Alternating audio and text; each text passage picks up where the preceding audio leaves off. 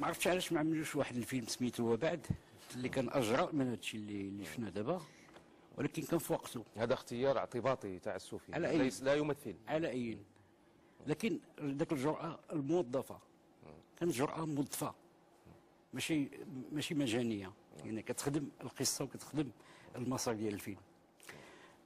انا ضد الجرأة اللي هي مجانية، خصوصا في الظرفية الراهنة. الظرفية الراهنة يعني يمكننا نتفاداوها، ويمكننا نتفاداو واحد المجموعة ديال الحوايج. يعني المبدع خصو ياخذ بعين الاعتبار الظرفيه المبدع ابن مجتمعه.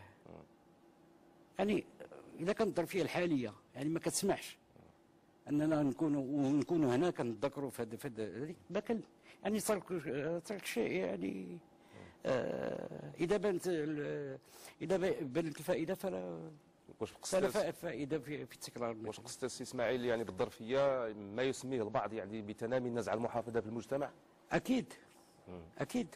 نشوف لطيفه احرار واش متفق على هذه القضيه انه المبدع خصو ياخذ بعين الاعتبار التغيرات اللي كاينه في المجتمع؟ المبدع بعدا اولا خصو الحريه، الابداع ما يمكنش يدار بدون حريه، وملي كنهضروا على الحريه خصنا نبينوها للناس. الحريه راه ماشي هو الانحلال الخلقي، راه ماشي هو غير العرى المجاني ولا الكلام، ولا الحريه هي اننا نعطيو للناس المخيله ديالهم، نعطيهم الحريه ديال انهم ايماجينيو عوالم، يخلقوا لنا عوالم. والفنان والمبدع هو اللي ممكن يسبق المجتمع المتغيرات، يستشرف ويعرف شنو غادي يطرا، وربما يحكي حتى على داك الشيء اللي كيطرا بالرؤيه ديالو.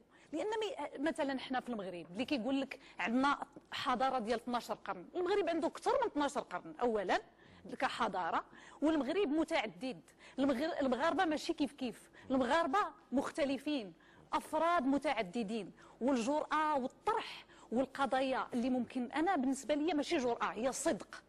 راه خصنا نصفقوا على المبدعين اللي هما صادقين وكيعطيو الفن هذيك الجرعه ديال الحقيقه ديال الواقع وديال المخيله. وبالنسبه طبعا للتفاعل مع المجتمع، طبعا كيتفاعل مع المجتمع. كيفاش السيده احرار كيفاش يوفق ما بين جوج الحوايج قلتيهم ربما فيهم شويه تناقض ما بين انه الواقع والتخيل والمخيال؟ طبعا لانه منين كدير مثلا كازانيغرا راه كاين عندك الدار البيضاء، ولكن انت تخيلتي قصه، انت تخيلتي واحد القصه واستنبطتيها من الشارع المغربي. ها هو الشارع بمفرداته بتفاصيله بلي كاركتير ديالو، ولكن فيها لا فيكسيون، سيتادير ما درتيش غير الدوكيومونتير. نفس الموضوع كنظن ما كنذكروش على نفس الموضوع. شفت زيرو وشفت كازانيغرا سينما. التوظيف ديال الكلام ولا ديال هذيك يعني هو كلام المقال، يعني المحكي في الشارع. انما شفنا افلام اللي زايد داكشي كلها زايد، ما كناش نذكروا الاسماء ديال الافلام. هذا حنا بصدد دابا مهرجان الفيلم يعني مجاني. داك الكلام ماشي في بلاصتو، ماشي على الكلام، يعني انا كنتكلم على المشاهد هنايا، اما الكلام يعني يمكن يكون مجاز. نرجعوا السياسيين احجار القضيه ديال الحريه، واش الحريه مطلقه او ربما عندها ضوابط، عندها خصوصيات؟ انا كنظن ان هذا الموضوع ديال الحريه في الفن والابداع كتبعدنا على واحد السؤال اخر، هو السؤال ديال الجوده. لان الفنان مخرج كان ولا سيناريست ولا حتى الجمهور كيبحث على الجوده، فماشي اي مخرج كيستعمل هذه الحريه غادي ينجح فيها. لان الحريه واحد الوقت كنا كنسمعوا، انا كنت كمحترف قبل كنت هاوي في المسرح، الى عقلت في الثمانينات والتسعينات كنا كنسمعوا الفن الملتزم، كنا كنجيو من جمعيات كيقولوا لنا خصكم ديروا فن ملتزم، ومن بعد جات المقوله ديال الفن النظيف. دابا خصنا الفن المسؤول. هذا هو اللي كنظن تقصد السي حجام بالمسؤول. المسؤول هو انه اي مخرج ولا اي مبدع ما يمكنناش نجيو نعملوا عليه واحد السلاسل حديديه ولا نقولوا له شنو غيعمل ولا نفرضوا عليه اسلوب معين، لان لكل مقام مقال. طبعا انا كنهضر هنا على السينما والمسرح. السينما الجمهور هو اللي كيختار يمشي يتفرج في القاعه السينمائيه وكيأدي هذيك التذكيره، ويقدر عنده السلطه ديال انه يفشل الفيلم بالخروج ديالو من القاعه او لا ما يدخلش. وكذلك عندنا النقاد السلطه النقديه حتى هي مهمه جدا لانها ضعيفه في المغرب، ما عندناش صحف ومجلات كتهتم بالنقد اللي تورينا هذا الفيلم هذا المخرج اللي استعمل هذه الحريه واش نجح بعدا في تبرير هذيك يعني المشاهد اللي فيها الجرأه الجسديه ولا لا. يعني هذا طبعا انا كنعتقد حتى في التعليم عندنا مشكل، حتى في التعليم عندنا في المجتمع المغربي تقدر تلقى طبيب ولا مهندس ولا شي اطار عالي لا يفهم في اللغه السينمائيه ولا يفهم في اللغه المسرحيه، فكيبقى هنا كيدخل ذاك انطباعات، يعني الجمهور كيكون عنده انطباعات ويقدر يستلب بعض الاحيان من بعض الاقلام. انا بغيت غير نقول بانه ملي كنهضروا على الحريه، بعد الحريه خص تكون عند الجمهور في انه يعرف بان كاين اجناس متعدده من السينمات، ما كايناش سينما وحده، وكاين اجناس متعدده من الابداع المسرحي، وكاين اجناس متعدده من الادب. وهنايا كنلقاو مثلا شنو اللي كيديرونجي بعض اللحظات، سي ميم با لو بوبليك، شنو كيديرونجي هادو اللي كنسميوهم المحافظين، هو ان بعض الصور، اما راه كاين كتب للادب المغربي جريء جدا، ولكن حيت الاميه مستشرفه في المجتمع حيت ما كيقراش، دونك ما كايناش واحد الجرأه ديال هذوك الناس انهم يعملوا رقابه على الكتب. باغ كونطخ حيت السينما وحيت المسرح وحيت صوره ولا شي حاجه خرجت من النطاق ديالها ال ديرونج، الصوره ال ديرونج، دونك ولات اون مانيبيولاسيون دو لا ماس. شوف بلال مرميد هذا سي جمال على ماشي تعقيبا على لطيفه، ولكن ما خصناش فقط نهضروا على الجرأه الجسديه، حنا خصنا كفنانين نجرؤوا على التاريخ، نجيبوا فيلم على عبد الكريم الخطابي، نجيبوا فيلم على بعض الشخصيات اللي ما تسلطتش عليهم. يعني الجرأه كنظن انا ممتده كاينه في الجسد، ولكن كاينه ايضا في التاريخ، كاينه جرأه ايضا في طرح مواضيع سياسيه. المواضيع بلال، هذه الافكار اللي سمعتي، الافكار اللي سمعت كتاكد شيء واحد اللي انا شخصيا كنعتبر راسي كشاب مغربي، اذا كان مسموح لي يعني بالنظر للسن ديالي نعتبر راسي شاب مغربي بدون انني نتحدث على انني متتبع. يعني ما كتهمنيش انا بواحد يعني هاد الطرفين في المساله ما كيهمنيش. اللي كيهمني انا هو انه لما نشوف فيلم الجرأة لم تكن يوما هي كم اللباس ابدا. ما كيهمنيش، انا شاب مغربي اللي ربما منين عرفت السينما عرفت بانه كان ربما ضغوطات في الماضي، ولكن الان ما ممكن حتى شي انسان يعني انه ينتهك حريه الاخر في يعني في على الاقل انه ينتج. اما الابداع كتجي المرحله البعديه هي اللي هضر عليها ياسين، ديال انه خص نقاد اللي يقيموا العمل، ولكن ما يمكنش انه نقاد يقيموا العمل حاليا في حين انه مازال كنشوفوا الكره كتمشي ما بين جوج ديال الطرفين، يستحيل.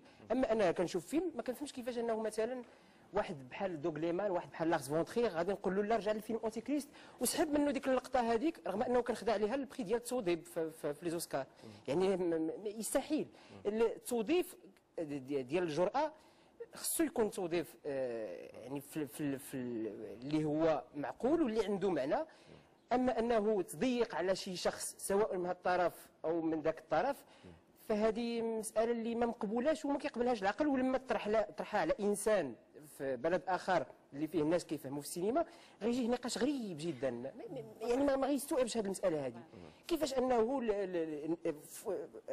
عوض باش اننا نتحدثوا على مضمون الفيلم، البناء ديال الفيلم، نعطي مثلا المثال ديال نور الدين مثلا زيرو ولا كازانيغرا، النقاش ما كيهمش البناء ديال الفيلم. مثلا انا لما كانت عندي مواجهه صريحه مع نور الدين، تكلمت مع البناء ديالو الفيلم، ما كنرجع صدى ايجابي ما عنده، يعني ما غضبش.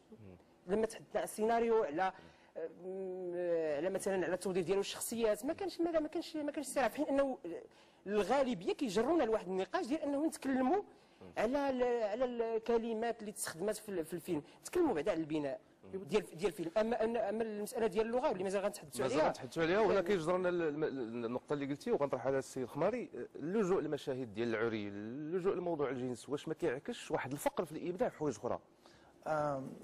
لا اظن، انا ما كنظنش بان هذه واحد الارغيومون كيستغلوا دوك الناس اللي ضد الفن. تقول لك ودي هذا السيد كيدير الجرأه، كيخسر الهضره ولا كيبين الاراء باش يغطي على السيناريو ديالو. انا لحد الان قليل من النقاد ولا الصحفيين اللي شافوا الفيلم مجرد هضر لي على السيناريو او على اللاكت او على ستركتور دراماتيك. دائما النقاش كيبقى محدود على الجسد وعلى الكلام، وهذا كيبين لي الضعف ديال هاد النقاد. وانا كنعرف منهم شي وحدين ما تيشوفوش السينما، ما تعرفوش بان السينما هي يعني واحد ليماج ديال المجتمع ديالي. هذا الشيء كنرجع باش نكمل على داكشي اللي قال بلال. كنهضر كنقول ديال الجرأه، ما يمكنش الفنان اللي ما عندوش الجرأه يكون مرآة للمجتمع ديالو، لان المغرب الان محتاج واحد الفنان اللي يقدر يواجهه. الان عندنا واحد الثقافه في المغرب وتنقولها بكل صراحه، ان المغربي والمغربيه تبقى في الدار كيعول على ماما ولا بابا ولا الدوله، ولكن ما كيتسالش، ما كيحط السؤالات على راسو. يعني هذا هو الدور ديال السينما الا كان عندها شي دور، انها تجي وتوري للمجتمع كيفاش داير، بلا ما ندخلوا يعني في واحد الابداع السياسي ولا شي حاجه، فقط ها المراه ديال المغرب، ها المجتمع ديالنا اجي نناقشوا. لان انا كفنان الا ما خلقتش النقاش في المجتمع ديالي، المجتمع ديالي ما محتاجش ليا. هذا هو المشكل اللي عندنا، هذا هو الاساس ديال اي نقاش. الا كان نقاش مثلا على مشاهد العري، نقاش على كلام معين اللي غادي نرجعوا ليه. لا النقاش ولا هكا، لان هاد النقاد ما تيشوفوا السينما وباغيين غرضهم هما يخلقوا واحد النقاش على الجرأه وعلاش هذا الفيلم ولا كيقول لك هما الهضره الزنقويه كيسموها ديال الشارع. كينساو بان هذا الفيلم على الشارع قليل قلت لك من النقاد او الصحفيين اللي كيجيو يسولوني مثلا عن السيناريو او لا ستركتور دراماتيك، كيبقاو دائما كيرجعوا. لاحظ كاع النقد اللي خديت على كازانيغرا او على الزيرو كيبقى دائما على اللغه ولا الجسد.